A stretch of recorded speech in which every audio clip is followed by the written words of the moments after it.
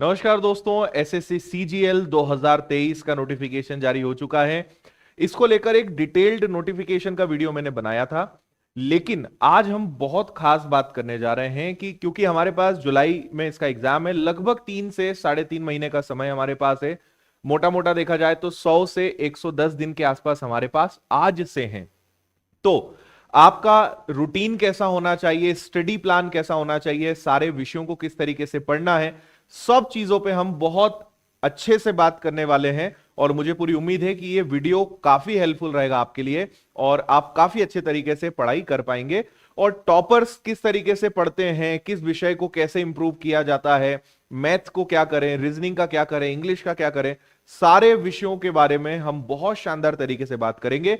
मैं कोशिश करूंगा कि ये वीडियो कम से कम समय का बने, एंड तक आप पूरा देखिएगा, शायद आपके कोई डाउट्स नहीं रहेंगे। तो आइए करते हैं शुरुआत। देखिए, हम दोनों प्रकार के स्टूडेंट्स की बात करेंगे, जो फ्रेशर हैं उनके बारे में भी, और जिन लोगों की प्रिपरेशन पिछले कुछ समय से चल रही है लेकिन बीच में है या सिलेबस हो चुका है, प्रैक्टिस और बाकी चीजों पे काम करना है, उनके बारे में भी हम बात करेंगे। लेकिन आगे बढ़ने के पहले आपको यह पता होना चाहिए कि इसका सिलेबस क्या है, एग्जाम का पैटर्न क्या है। सिलेबस को लेकर मैं एक अलग वीडियो बनाऊंगा, आप मुझे कमेंट करके बताइएगा, क्योंकि अगर सिलेबस, स्ट्रेटेजी, सारी चीजों को लेंगे तो वीडियो काफी बड़ा बनेगा। तो मैं कोशिश करूंगा कि सिलेबस को लेकर सब्जेक्ट वाइज एक डिफरेंट वीडियो बना दूं और उसमें आपको सारी इंफॉर्मेशन दे दूं। और आज हम प्री की बात करेंगे, प्रीलिम्स की बात करेंगे, क्योंकि मेंस का फिर थोड़ा अलग पार्ट हो जाता है। तो पहले प्री को कैसे टारगेट किया जाए, उस हिसाब से कैसे पढ़ाई की जाए, उसके बारे में बात करते हैं। देखिए, आपको पता होगा कि टोटल आपको 4 विषय पढ़ने हैं। पहला रीजनिंग है, दूसरा आपका जनरल अवेयरनेस है, तीसरा मैथ्स है और चौथा इंग्लिश है। हर विषय से 25-25 सवाल होंगे, सब 2-2 नंबर के होंगे। टोटल आपके पास 100 क्वेश्चंस, और सबसे इंपॉर्टेंट चीज वो है आपके लिए 1 घंटा। 1 घंटे में आपको 100 क्वेश्चंस करने हैं, जिसमें मैथ्स के ही 25 सवाल हैं, रीजनिंग के 25 है, हर विषय से आपके 25 है। नेगेटिव मार्किंग यहां पे है, ठीक है, ये आपको पता होगा। और आगे आपको मैं बता दूं कि अगर आप नोटिफिकेशन को डिटेल में देखना चाहते हो तो मेरा ये वीडियो अवेलेबल है यूट्यूब पर। आप सर्च करिएगा SSC CGL notification by Aditya sir, ये वीडियो आपको मिल जाएगा, यहां पे आपको सारी इंफॉर्मेशन मिल जाएगी। चलिए डायरेक्ट पॉइंट पे आते हैं। सबसे इंपॉर्टेंट सिलेक्शन के लिए जिस विषय के का नाम है वो है हमारा मैथमेटिक्स। अब मैथ्स को आप अच्छा कैसे कर सकते हैं, तो सुनिएगा बात ध्यान से। देखिए, मैथ्स में 2 चीजें होती हैं, एक तो आपको अरिथमेटिक पढ़ना है, ठीक है, और दूसरा आपको एडवांस पढ़ना है। दोनों पर आपको काम करने की जरूरत है, ठीक है, अरिथमेटिक पर भी और एडवांस पर भी, दोनों पर आपको काम करने की जरूरत है। अब सबसे पहली चीज अपने दिमाग से यह निकाल दीजिए कि लगभग आप समझें कि 30 चैप्टर्स इन दोनों के होते हैं। और आप में से कई लोग सोचते हैं कि बस केवल 10-15 टॉपिक हमें पता चल जाएं जिससे इंपॉर्टेंट क्वेश्चंस बनते हैं। कभी यह गलती मत करिएगा दोस्तों, सारे चैप्टर्स इंपॉर्टेंट हैं, क्योंकि शिफ्ट वाइज एग्जाम्स होते हैं। आपकी शिफ्ट में किसी भी चैप्टर से क्वेश्चंस आ सकते हैं। अगर आपको सिलेक्शन लेना है या आपका टारगेट है रैंक लाने का, एक पॉइंट मेरा जरूर नोट कर लीजिएगा, everything is important. Her chapter आपको पढ़ना है, हर विषय से पढ़ना है, चाहे कुछ हो जाए। अगर वास्तव में सिलेक्शन लेना है तो आईएमपी के चक्कर में मत रहिएगा। तो पहला टारगेट आपका यह है कि आपको पूरे 30 के 30 चैप्टर्स का बहुत अच्छे से बेसिक क्लियर करना है। देखिए, प्रीलिम्स में बहुत हाई लेवल, बहुत एडवांस लेवल के सवाल नहीं आते। मैंने कुछ क्लासेस भी ली, आप उनको देख लीजिएगा।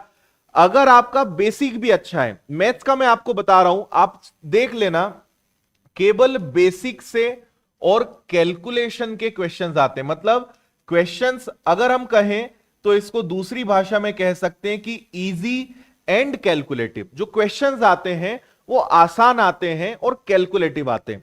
बहुत ज्यादा हाई लेवल के, बहुत कठिन प्रश्न नहीं आते हैं, आप प्रीवियस पेपर्स देख सकते हैं, लेकिन क्वेश्चंस कैलकुलेटिव बनाते हैं। तो अगर आपने हर चैप्टर का केवल बेसिक अच्छे से कर लिया, सारे बेसिक कंसेप्ट्स और फंडामेंटल्स आपने क्लियर कर लिए, आप आराम से मैथ्स के पूरे प्रश्न कर सकते हैं। पूरे 25 में से 25 आपसे बन जाएंगे।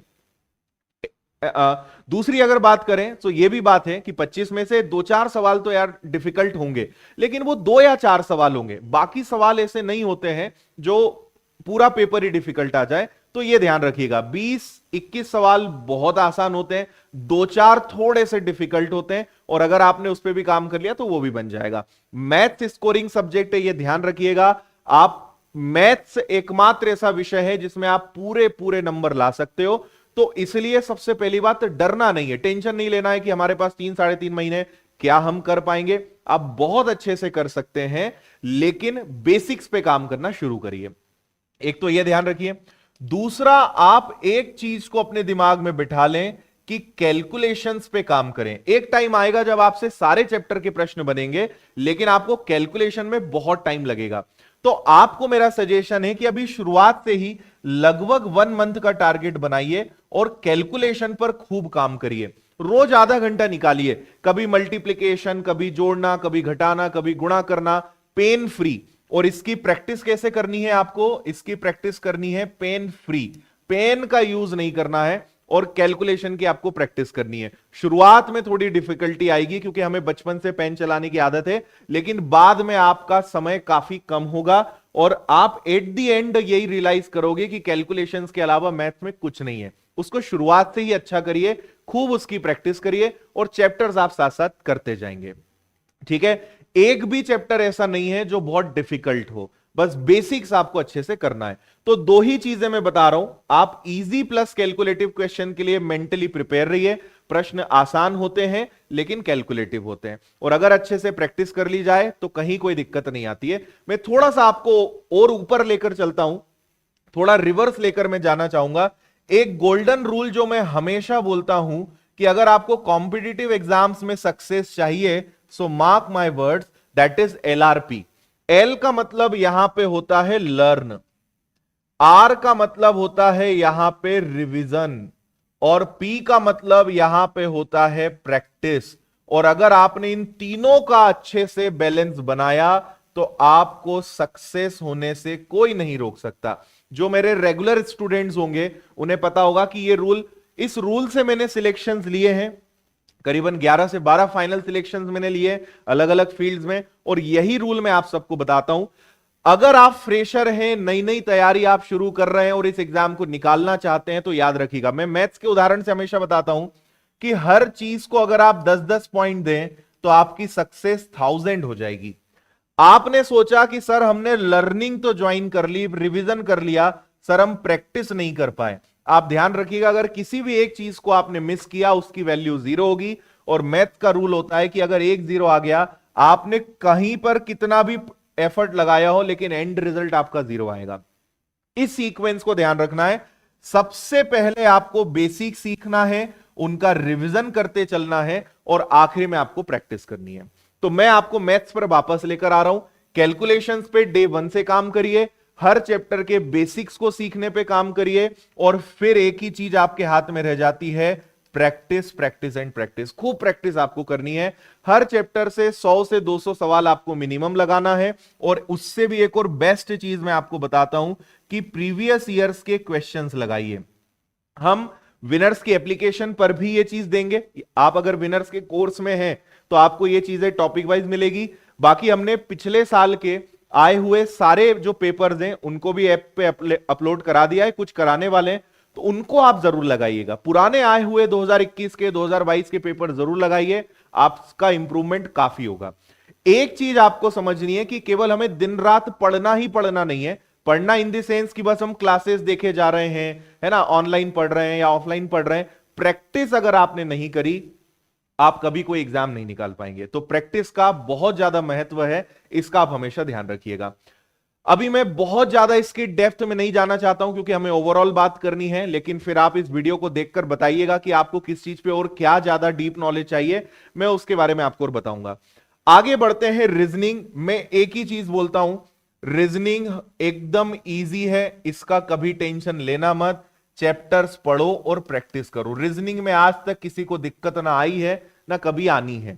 आनी है तो बाद में तय होगा, अभी किसी को कभी रीजनिंग में दिक्कत नहीं आती। इस विषय का कभी टेंशन मत लीजिए, मजे से चैप्टर्स को पढ़िए, ठीक है, और प्रैक्टिस करिए। पेपर्स लगाइए, टॉपिक वाइज क्वेश्चंस लगाइए, इसमें किसी को भी दिक्कत नहीं आती है, क्योंकि दिक्कत के लिए एक विषय आपके लिए तैयार बैठा है और वो है इंग्लिश। अब इंग्लिश को सुनते ही हम घबरा जाते हैं। मैं पहले भी कई बार बोल चुका हूं कि इंग्लिश हमें इसलिए नहीं आती है कि इंग्लिश कठिन है, इंग्लिश हमें इसलिए नहीं आती है क्योंकि बचपन से हमारे दिमाग में बैठा दिया गया है कि इंग्लिश तुमसे कभी नहीं बनेगी। देखिए, अगर आप जीरो हैं स्कूल में और हमने कॉलेज में या जहां पे भी अच्छे से पढ़ाई नहीं करी, लेकिन अब हमें मजबूरी में अच्छे से पढ़ना पड़ रहा है, मैं आपको एक चीज बताता हूं कि 2 से 3 महीने का टारगेट सेट करिए। आप 2 से 3 महीने में अपने इंग्लिश में गजब का इंप्रूवमेंट ला सकते हैं अगर एक प्रॉपर टारगेट के साथ काम करें। 3 चीजों का महत्व होता है, पहला है वोकैबुलरी, दूसरा है ग्रामर और तीसरा है रीडिंग। और अगर आप रीडिंग पे काम करते हैं तो रीडिंग से आपका रीडिंग प्लस वोकैबुलरी दोनों चीजें कवर होती है। ग्रामर के बारे में मैं आपको बता दूं कि ग्रामर का रोल काफी कम होता है। कई लोग अपने जीवन भर ग्रामर के रूल्स रट्टा ही मारा करते हैं, इसके साथ ये लगेगा, यहां पे ये यूज करना है। नो डाउट ग्रामर इंपॉर्टेंट है, बट मैं आपको बता रहा हूं ग्रामर से भी ज्यादा जरूरी है वो है आपकी वोकैबुलरी। आपका सिंपल सा ये टारगेट होना चाहिए कि हम कुछ भी पढ़ें तो उसको हम ट्रांसलेट कर सकें। मैं आपको हिंदी का उदाहरण देता हूं। हिंदी में ऐसे कई शब्द होते हैं, हम हिंदी बहुत अच्छी बोल लेते हैं, समझ लेते हैं। आपको हिंदी का भी कंप्लीट नॉलेज नहीं है, लेकिन हिंदी में कई ऐसे वर्ड्स हैं जो हमने जीवन में पहली बार सुने हो, लेकिन पढ़ के हम अनुमान लगा लेते हैं कि इसका मतलब क्या है। वही चीज आपको इंग्लिश के लेवल को टच करना है। आप देखो, इंग्लिश में आप एकदम परफेक्ट नहीं हो सकते। आप सोचे कि मुझे दुनिया के हर वर्ड का मतलब पता चल जाए, ऐसा पॉसिबल ही नहीं है। खासकर अगर 3-4 महीने या 1 साल में आपको अच्छा करना है, एक लेवल को टच करिए कि कुछ भी वर्ड आ जाए, कुछ लिखा आ जाए, मुझे ट्रांसलेट करते बन जाए। और ये कहां से डेवलप होगा? अच्छा, ये रातों रात नहीं होगा, 10, 15, 20 दिन में नहीं होगा, समय लगेगा। लेकिन अगर आपने इस लेवल को टच कर दिया ना, आप विश्वास करिए आप बहुत अच्छे से कर पाएंगे। तो एक चीज पे सबसे ज्यादा काम करना है, दैट इज रीडिंग। जैसे रोज हम 2 टाइम खाना खाते हैं, आप नियम बना लो कि रोज मुझे 1 घंटे इंग्लिश पढ़ना है। आप स्टोरी बुक पढ़ें, आप कोई पैसेज पढ़ें, आप पुराने साल के जो प्रश्न पत्र हैं उनके अंदर जो अनसीन पैसेजेस हैं या जो भी पार्ट है उसको पढ़ें, कोई स्टोरी बुक पढ़ें, न्यूज़पेपर पढ़ें, एनीथिंग, सब चलेगा। पढ़ना है आपको। भले आप 4 लाइन पढ़े 1 घंटे में, आप 1 पैराग्राफ पढ़े 1 घंटे में, डजेंट मैटर, बट आप इस तरीके से पढ़े कि उसमें जो भी लिखा है वो आपको समझ में आए। डिक्शनरी ओपन करके रखिए, कोई नया वर्ड आपको मिलता है उसको नोट करिए, एक अपनी मीनिंग की कॉपी बनाइए, उसको हफ्ते हफ्ते में रिवाइज करते रहिए। इंग्लिश में समय लगता है, मैं इंग्लिश को हमेशा स्लो पॉइजन कहता हूं, ये बहुत धीरे धीरे असर करता है। मैथ्स में आपने कंपाउंड इंटरेस्ट पढ़ा, आप उसके क्वेश्चन एकदम उड़ा दोगे।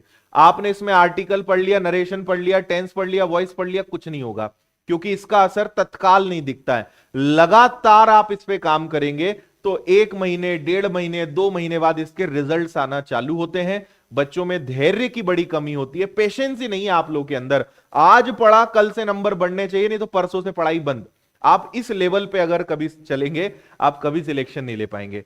हैव सम पेशेंस, धैर्य रखिए। 1 से 2 महीने में इसके रिजल्ट्स आना चालू होते हैं, इंप्रूवमेंट दिखता है, अच्छे मार्क्स आते हैं। कर्म करिए, फल की चिंता मत करिए, अपने एफर्ट्स लगाते रहिए, 100% इंग्लिश इंप्रूव होगी। और मैं दूसरी बात बता दूं कि बिना इसके तुम सिलेक्शन भी नहीं ले पाओगे, है ना। तो एक बात तो अच्छे से हम समझ गए हैं कि अगर सिलेक्शन लेना है, रैंक लाना है, हमें अपनी प्रेफरेंस का अगर पोस्ट लेना है तो मार्क्स अच्छे चाहिए भाई, है ना। तो इंग्लिश तो आज नहीं तो कल मेंस के लिए भी सीखनी पड़ेगी, तो अच्छे से सीख लें। आप सोचें कि इसमें काम चलाऊ नंबर ले आए, बाकी से कवर कर लें, कभी चक्कर में मत पड़ना, है ना। आप कभी अच्छी रैंक नहीं ला पाओगे और सिलेक्शन भी हो जाए, बहुत बड़ी बात है, क्योंकि सिलेक्शन कंपटीशन टफ है भाई। इस बात को समझें कि लाखों लोग फॉर्म भरेंगे। इस साल 7,500 वैकेंसी है, मान लो आगे चल के 10,000 15,000 हो जाए, वैकेंसी बढ़ जाए, पर आप सोचिए कि 5 लाख 10 लाख लोगों में क्या 15,000 लोग नहीं मिलेंगे उन्हें ढंग के, जो हर सर्वगुण संपन्न हो, उन्हें उनके सारे विषय अच्छे हों। तो ये तो आपको चिंता करनी है कि जो 7,500 लोग या 10,000 लोग चुने जाएंगे उसमें आप आना चाहते हैं कि नहीं आना चाहते हैं। और अगर उसमें आप आना चाहते हैं तो एकमात्र मंत्र है कि आपको हर चीज अच्छी करनी पड़ेगी। लगभग सभी तैयारी करने वाले बच्चे, मैं बता रहा हूं इंग्लिश मीडियम वालों की भी हिंदी इतनी अच्छी, इंग्लिश इतनी अच्छी नहीं होती है। कॉम्पिटिटिव में सबकी शुरू में बैंड बजती है, लेकिन लोग मेहनत करते हैं यार, लोग उस पर काम करते हैं और उसको अच्छा बनाते हैं। तो पुराना आप सब भूल जाइए कि पहले आपकी क्या स्थिति थी, क्या लेवल था, छोड़ो। आप अभी जीरो कर लो अपने आप को और अभी आप खुद से कहिए कि यार अब मेहनत करेंगे बढ़िया। बहुत इजी है। बस आपने जो डिफिकल्ट मान के बैठे हो ना, सब चीजों का कारण बस यही है। जीरो करिए अपने आप को, फ्रेश माइंड करिए, खाली करिए, और एक बार लग जाइए कि ठीक है सर, आप बोल रहे हो ना, आपको ये चैलेंज है, 3 महीने हम दमखम से मेहनत करेंगे और इंग्लिश नहीं ठीक हुई तो आप फिर मुझे बोलिएगा। आप करिए, तो शुरू तो करिए। तो रीडिंग बहुत इंपॉर्टेंट है। वोकैबुलरी की बुक बनाइए, कोई नया वर्ड मिला उसको जरूर नोट करिए, और ग्रामर पर भी काम करिए। आप ऑनलाइन पढ़ रहे हैं, ऑफलाइन पढ़ रहे हैं, मुझे नहीं पता, या आप यूट्यूब से पढ़ रहे हैं, हर प्लेटफॉर्म ठीक है। आप कितनी मेहनत कर रहे हैं उस पर डिपेंड करता है। आपको अगर हमारे साथ पढ़ना है तो विनर्स की एप्लीकेशन पे आप पढ़ सकते हो, इंदौर में ऑफलाइन सेंटर है वहां पढ़ सकते हो, यूट्यूब पर भी हम पढ़ा रहे हैं। जैसी जिसकी क्षमता है वो वैसा पढ़ सकता है, लेकिन कहीं भी पढ़ेंगे मेहनत करनी पड़ेगी। हर चीज अपने आप में बेस्ट है ना। तो अगर आपने कोई कोर्स लिया है तो आप वहां पे पूरे ग्रामेटिकल आपको चैप्टर्स मिलेंगे, रूल्स मिलेंगे, उनको आप अच्छे से पढ़िए। और यहां पर भी सारी चीजें सेम लगती है कि आपको प्रीवियस ईयर्स के क्वेश्चंस लगाने हैं, एंड लॉट्स ऑफ प्रैक्टिस, खूब प्रैक्टिस करनी है, ये हमेशा ध्यान रखिएगा। तो फिलहाल इसके साथ थोड़ा शुरू करिए। करेंट अफेयर्स, जनरल नॉलेज, अब देखिए इसके अंदर हिस्ट्री, ज्योग्राफी, पॉलिटी, है ना, करेंट अफेयर्स, ये सारी चीजें, स्टैटिक जीके, ये सारी चीजें आएंगी। इन पे आप काम करना शुरू करिए, लेकिन मेरा सजेशन रहेगा कि इनको अगर आप अभी कम समय दें तो ज्यादा अच्छा है, क्योंकि एक तरफ 3 विषय हैं, ठीक है, 3 विषयों से 25-25 सवाल आएंगे, और ये बोलने को एक विषय है, लेकिन 1 2 3 4 5, आप 5 विषय पढ़ोगे तो 25 सवाल आएंगे। तो पहले हमें प्रेफरेंस देना है मैथ, रीजनिंग और इंग्लिश को। इसको जस्ट फॉर फन, शुरुआत के 1 1.5 महीने आपको इस पे काम नहीं करना है, या बहुत करने का मन है तो 1 आध 2 घंटे दो, इससे ज्यादा मत देना। इसको सबसे लास्ट में रखना। अगर आप फ्रेशर हैं, नए नए हैं, पहली बार तैयारी कर रहे हैं, बहुत टाइम लगेगा। एक एक विषय जो है 3 3 4 4 महीने का होता है। तो समझदारी यह है कि 3 विषयों से अगर 75 मार्क्स आ रहे हैं तो इन पे मेहनत करें ना।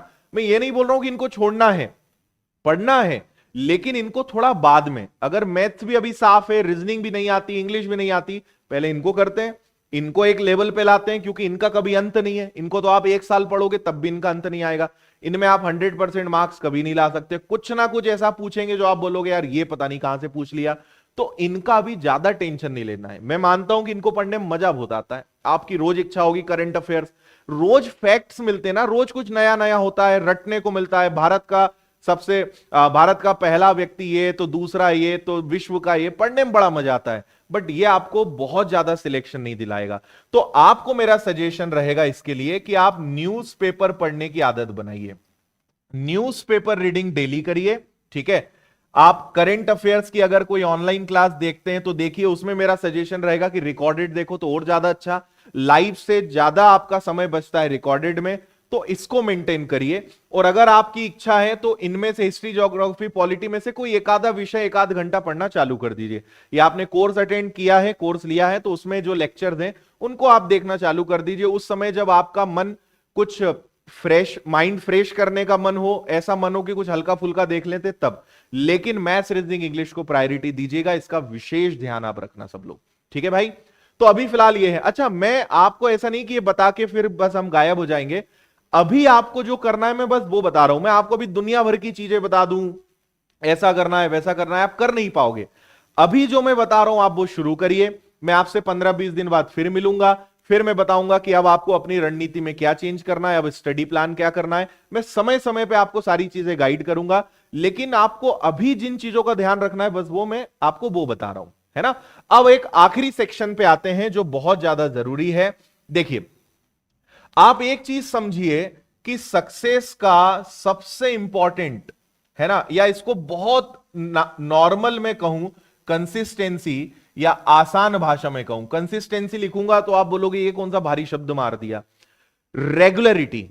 आप अगर रेगुलर पढ़ाई कर सकते हैं, है ना, आप रोज एक फिक्स शेड्यूल के साथ पढ़ सकते हैं, तो ही इस मैदान में उतरना, है ना। आपने 1 महीने पढ़ लिया, फिर परिवार की शादी में कहीं जाना पड़ गया, त्योहार में छुट्टी मारने का मन है ना, या आपसे पढ़ा नहीं जा रहा है, आप अगर रेगुलर नहीं रह पाएंगे आप कभी सिलेक्शन नहीं ले पाएंगे। एटलीस्ट आने वाले 3 साढ़े 3 महीने आपको एक भी छुट्टी नहीं मारनी है। 1 आध 2 बहुत इमरजेंसी है तो अलग बात है, आपके लिए कोई सैटरडे नहीं, कोई संडे नहीं, कोई त्योहार नहीं, कोई शादी ब्याह नहीं, कुछ नहीं। ठीक है, अपना करियर बनाना है, ये सब काम तो होते रहेंगे। तो अगर आप सारी चीजें, सारी मोह माया छोड़ के सन्यासियों की तरह रह सकते हो तो ही इस फील्ड में कूदना, क्योंकि जरूरत तो पड़ेगी। और ये मेरा तो एक्सपीरियंस है, लेकिन आप YouTube पे हजारों वीडियो डालें टॉपर्स के, आप देख लेना, सब एक ही चीज कहेंगे, ultimately consistency is the key of success. Regular अगर आप नहीं मेंटेन कर पाओगे, आप कभी सक्सेस नहीं हो पाओगे। ठीक है, सो बेटर की सॉल्यूशन फाइंड करिए, है ना। आप घर में नहीं पढ़ पा रहे हो, लाइब्रेरी ज्वाइन कर लो। घर में अगर आपका है कि हाँ मेरा अलग से एक स्टडी रूम है, सारी चीजें वो वहां पे पढ़िए। आपको लग रहा है घर में नहीं होता है, घर वाले काम दे देते हैं, समझ ही नहीं रहे कि समय कम है, आप लाइब्रेरी ज्वाइन करिए, है ना। लेकिन अल्टीमेटली आपका टारगेट क्या है कि अच्छे से हमें पढ़ाई करनी है, तो कंसिस्टेंसी मेंटेन करिए। ठीक है, लाइब्रेरी आप ज्वाइन कर सकते हैं, सेल्फ स्टडी कर सकते हैं। मेरा एक और सजेशन रहेगा कि आप अगर फ्रेशर हैं, कुछ नहीं पता है, तो मैं आपको कहूंगा किताबों के चक्कर में मत पड़ना यार। हमारा एक बहुत ओल्ड माइंडसेट है कि किताबें ले लेते हैं, मार्केट जाएंगे, 4 अच्छी किताबें खरीद लेंगे। मैं आपको बता रहा हूं, किताबें सिर्फ प्रैक्टिस के लिए होती हैं। बुरा लग सकता है कई लोगों को, लेकिन किताबों से आप बेसिक्स क्लियर करना, या आप सोचें कि हम सारे विषयों में एक्सपर्ट हो जाएं, या तो फिर किताब उस लेवल की हो जिसमें सारी चीजें आपको एकदम प्रॉपर लिखी हो। जैसे आपको एक मेरी किताब तो मिल ही जाएगी, लेकिन आप समझें कि आप उसके लिए कंफर्टेबल हैं, कि आप किताब से उतना अच्छा अपने आप को कनेक्ट कर पाते हैं। क्योंकि आजकल ऑनलाइन आपको पता है बहुत सस्ते में आपको ऑनलाइन कोर्सेज मिल जाते हैं, या आप सक्षम हैं आप ऑफलाइन क्लासेस अटेंड करें, लेकिन किसी टीचर के गाइडेंस के माहौल में रहोगे ना, आप फायदे में रहोगे। क्योंकि किताबों में अगर कोई डाउट आ गया, भाई हम जब कोई आपको समझा रहा है, कोई कुछ बोल रहा है, तो ज्यादा अच्छे से समझ में आता है ना, देखा हुआ सुना हुआ ज्यादा अच्छे समझ में आता है। अब किताब में डाउट है, आपने आज तक तैयारी करी नहीं, फंस गए, अब समझ ही नहीं आ रहा है, आप उलझ जाओगे। तो मेरा सजेशन है कि अगर पॉसिबल है, आपको जहां अच्छा लगता है, आप ऑनलाइन या ऑफलाइन क्लासेस जरूर ज्वाइन करें। उससे आपको एक गाइडेंस मिल जाता है, एक माहौल मिल जाता है, एक कंपटीशन का माहौल मिल जाता है। आपको पता चलता है कि मेरे साथ वाले भी मेहनत कर रहे हैं, किनके साथ मेरा कंपटीशन है, उसका अलग मजा है। और ऐसा नहीं कि ऑफलाइन, आप ऑनलाइन भी आज की डेट में बेस्ट है, आप कहीं भी जुड़ सकते हैं, हमारे प्लेटफॉर्म से भी जुड़ सकते हैं, जहां अच्छा लगे। लेकिन टीचर्स के कांटेक्ट में रहोगे, टीचर्स के आभा मंडल में रहोगे, फायदे में रहोगे। एक्सपेरिमेंट करने का समय नहीं है अगर वास्तव में आपको सिलेक्शन लेना है तो। और मैं पहले ही एक बात बोल चुका हूं, सिलेक्शन लेना है तो याद रखना, there is nothing something important, मतलब ऐसा कुछ नहीं कि कुछ इंपॉर्टेंट है, हर चीज इंपॉर्टेंट है, हर चीज आपको पढ़नी पड़ेगी। इस बात का विशेष रूप से ध्यान रखिएगा, है ना, ये बहुत इंपॉर्टेंट है। तो कंसिस्टेंसी मेंटेन करिए, रेगुलरिटी मेंटेन करिए। और अभी एक चीज बहुत इंपॉर्टेंट होती है, मॉक टेस्ट। लेकिन मैं अभी आपको सजेस्ट नहीं करूंगा, क्योंकि अगर आपका बेसिक अच्छा है, आप मॉक टेस्ट लगाइए, है ना, आप सारे विषय पढ़ चुके हो। लेकिन आपने अगर कुछ नहीं पढ़ा है अभी, तो एटलीस्ट आने वाले 1-1.5 महीने 2 महीने आपको प्रैक्टिस नहीं करनी है, मतलब मॉक टेस्ट नहीं लगाना है। लेकिन लास्ट 1.5 मंथ में आपको खूब सारे मॉक टेस्ट लगाना है। जैसा मैंने कहा, मैं आपको अभी 17 चीजें बता दूंगा, आप कंफ्यूज हो जाओगे क्या क्या करूं, इसलिए मैं ज्यादा गहराई में नहीं जा रहा हूं। अभी आपको क्या कदम उठाना है, बस वो मैं आपको बता रहा हूं। जैसे जैसे समय आगे बढ़ता जाएगा, मैं समय समय पे आके आपको वीडियो के माध्यम से गाइड करते जाऊंगा कि अब आपको अपने स्टडी शेड्यूल में ये चीज शामिल कर लेनी चाहिए, इसको हटाना है, इस पे ज्यादा टाइम देना है ना। सबसे पहले तो अपना एक प्रॉपर शेड्यूल बनाइए, ठीक है। जो भी आप अगर 2-3 घंटे पढ़ सकते हैं, शुरू करिए। डायरेक्ट हमें 10-12-15 घंटे नहीं पढ़ना है, नंबर ऑफ आवर्स कभी मैटर नहीं करते हैं। शुरुआत करिए, 2 घंटे पढ़ सकते हो, 3 घंटे पढ़ सकते हो, शुरू करो, धीरे धीरे टाइम बढ़ाते जाओ। बट अगर 3-3.5 महीने में एग्जाम निकालने लायक बनना है, तो एक 8-10 घंटे का शेड्यूल तो आपको बनाना पड़ेगा मिनिमम। ज्यादा बना लोगे आपका ही फायदा है, लेकिन उसकी शुरुआत धीरे धीरे करिए। अचानक कल सुबह 5 बजे उठ के और एकदम एनर्जी और मोटिवेशन वीडियो देख के लग गए, वो असर ज्यादा दिन नहीं रहेगा। धीरे धीरे उसको बढ़ाइए। प्लान करिए कि इस एक हफ्ते आज 2-3 घंटे पढ़ रहा हूं, अगले हफ्ते 2 हफ्ते के अंदर मुझे ज्यादा नहीं, बस 5-6 घंटे का भी मेरा रूटीन बन गया, काफी है। उसको मेंटेन करिए, 1-2 हफ्ते उसको मैनेज करिए, उसके बाद फिर आप उसका समय और बढ़ाइए। तो इस तरीके से थोड़ा काम करोगे ना, तो चीजें परमानेंट रहेगी। आपको हमेशा ये समझना है कि जज्बातों में बहकर, मोटिवेशनल वीडियोस देखकर या किसी की स्टडी कॉपी करके, किसी की रणनीति कॉपी करके, किसी वीडियो में किसी ने कहा मैं ऐसे पढ़ता था। हर किसी की अपनी अलग टेक्निक है यार, हर किसी का अपना अलग तरीका है। आप अपना तरीका सेट करिए, आपको क्या अच्छा लगता है, किस समय पे क्या पढ़ना अच्छा लगता है, अपना एक प्रॉपर स्ट्रेटेजी बनाइए, अपने नेचर को देखते हुए, अपने लेवल को देखते हुए चीजों को बनाइए, तो आप सक्सेस होंगे। किसी को कॉपी करने से आप कभी सक्सेस नहीं हो पाओगे, किसी के वीडियो देखकर, किसी की रणनीति को कॉपी करके आप कभी सक्सेस नहीं हो पाओगे। ऐसे में तो हर व्यक्ति सफल हो जाता। कितने वीडियोस यूट्यूब पे डले हुए हैं, कितनी अच्छी अच्छी किताबें, मोटिवेशनल बुक्स दुनिया में है ना। कई किताबों के टाइटल होते हैं, इस किताब को पढ़िए और 100 दिन में आप करोड़पति बन जाइए, लेकिन क्या बन पाएगा? क्या उसमें जो लिखा है उसको जो इंप्लीमेंट करेगा ना, जो पूरी जी जान से उस पर काम करेगा, वो सफल हो पाएगा, है ना। तो हमें उस चीज का निचोड़ समझना है कि अच्छा इन्होंने ये चीजें बताई हैं। जैसे मैं एक किसी व्यक्ति का, मैंने एक हमारे स्टूडेंट ने बताया था, जैसे मैंने कहा कि कैलकुलेशन पे काम करो, अब उसने दिमाग क्या लगाया कि आजकल एप्लीकेशंस बहुत सारी है जहां पे कैलकुलेशन की अच्छी प्रैक्टिस होती है।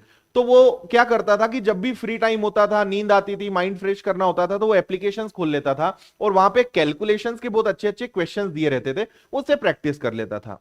तो मैंने उसे कहा कि कैलकुलेशन पर काम करना है, उसने अपना तरीका बना लिया कि यार एप्लीकेशन है, टेक्नोलॉजी का टाइम है, कुछ एप्लीकेशंस डाउनलोड कर ली और मस्त मजे से जो है उसके माध्यम से प्रैक्टिस करी। तो दिमाग अपना लगाना पड़ेगा, टारगेट सेट करो कि मुझे ये काम करना है और उसके हिसाब से खुद से प्लान करना पड़ेगा। आप अगर खुद को मैनेज कर पाओगे ना, वो सबसे बेस्ट है इस दुनिया में। ठीक है भाई, तो मैंने बहुत ज्यादा गहराई में न जाते हुए बहुत सारी चीजें आपको बताई हैं, और विनर्स के टेलीग्राम चैनल से आप जरूर जुड़ जाइए। अगर आप हमारे साथ तैयारी करना चाहते हैं, मुझसे आप मैथ्स पढ़ना चाहते हैं, पूरी विनर्स की एक शानदार टीम है, तो 18 तारीख से नए ऑनलाइन ऑफलाइन बैचेस स्टार्ट हो रहे हैं विनर्स की एप्लीकेशन पे। फीस हमने बहुत कम रखी है, 1499। पूरे 13 विषय आपको मिल जाएंगे और बाय 1 गेट 4 कोर्सेज की स्कीम है इसमें, वो भी आपको मिलेगी। ऑफलाइन आप चाहते हैं इंदौर आके पढ़ सकते हैं हमारे साथ। ये हमारी अरिथमेटिक एडवांस की, ये अपने आप में बहुत अद्भुत किताब है, क्योंकि इसमें जो क्वेश्चंस हैं उनका सॉल्यूशन लॉजिकल है और विथ क्यूआर कोड है। जहां पे हमें लगा कि इसका सॉल्यूशन क्यूआर कोड के साथ होना चाहिए, तो स्कैन करते ही वीडियोस के माध्यम से सॉल्यूशंस आ जाते हैं, तो आपको और ज्यादा कनेक्ट फील होता है। तो आप इन किताबों को भी ऑर्डर कर सकते हो। ये सारी जो हमारी किताबें हैं, देखिए हमारी 2 एप्लीकेशंस है। कोर्स खरीदना है तो विनर्स इंस्टीट्यूट ऐप है, और अगर किताबें ऑर्डर करना है तो विनर्स पब्लिकेशंस ऐप है। अगर आपको कोर्स खरीदना है तो आप जैसे ही यहां पे जाएंगे, यहां पेड कोर्सेज दिखेगा विनर्स की एप्लीकेशन में, और आप ये कोर्स खरीद सकते हैं। 18 तारीख से इसकी क्लासेस चालू हो रही है। यूट्यूब पर भी हमारी एसएससी की एक स्पेशल चैनल है, जिसको हमने कुछ दिन पहले बनाया था, आप इससे भी जुड़ सकते हैं। तो कहीं ना कहीं आपको जहां कंफर्टेबल है, जहां अच्छा लग रहा है, 100 बात की एक बात है कि कुछ करिए, है ना। किसी ने कहा है कि कुछ तो कर, यूं ही मत मर, है ना। तो कुछ करिए, जितना हो सकता है उससे कदम बढ़ाइए, धीरे धीरे आगे का रास्ता अपने आप समझ में आने लगेगा, आगे आप मेहनत अपने आप बढ़ाते जाएंगे। तो मुझे उम्मीद है कि इस वीडियो में कुछ आपको नया सीखने को मिला होगा, एक दिशा, एक डायरेक्शन आपको मिली होगी। कैसा लगा कमेंट करके मुझे बताइएगा। और अगर आप किसी और चीजों पे वीडियो चाहते हैं, आप चाहते हैं कि सर सिलेबस पे बता दीजिए, सर मैथ्स के बारे में और डिटेल में बताइए, या जो भी आपकी समस्याएं जिस पे आप वीडियो चाहते हैं, जरूर कमेंट करिएगा। मैं उस पे लगातार आपके लिए वीडियोस लेकर आते रहूंगा। आगे मैं अभी कई सारे वीडियोस और लेकर आने वाला हूं, तो मुझे आपके कमेंट्स का इंतजार रहेगा। तो फिलहाल इस वीडियो में इतना ही। ऑल द बेस्ट, मस्त मजे से तैयारी करिए। जय हिंद।